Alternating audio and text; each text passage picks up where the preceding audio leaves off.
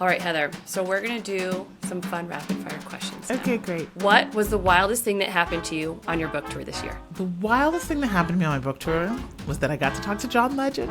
Ohioan! He is an Ohioan, so is my mom, actually. But no. My mom is not John Legend. Okay, John Legend is John Legend. He read my book and he wanted to have a conversation with me about it. So we went on Instagram Live and talked about it. And it was like, I'm used to his incredible romantic music and the voice. And instead, we're talking about like economic policy. And it was just dreamy.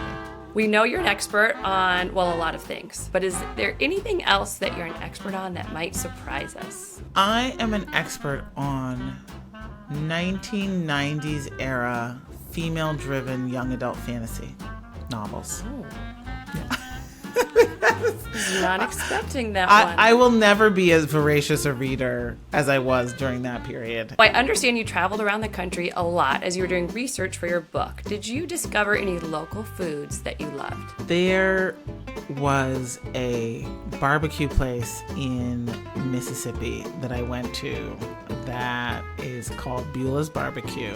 I'll just never forget it. I remember I took the first bite of the barbecue ribs and tears almost straight to my eyes. I was like, what have I been eating this whole time?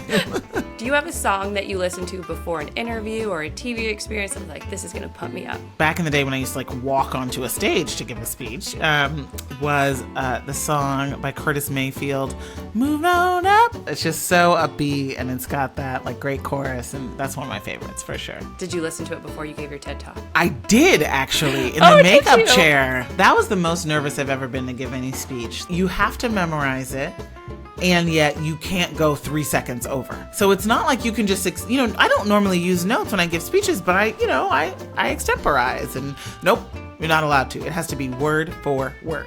And that's what makes you nervous, because you're both trying to deliver the speech as if you're there, and you're trying to remember where the commas were.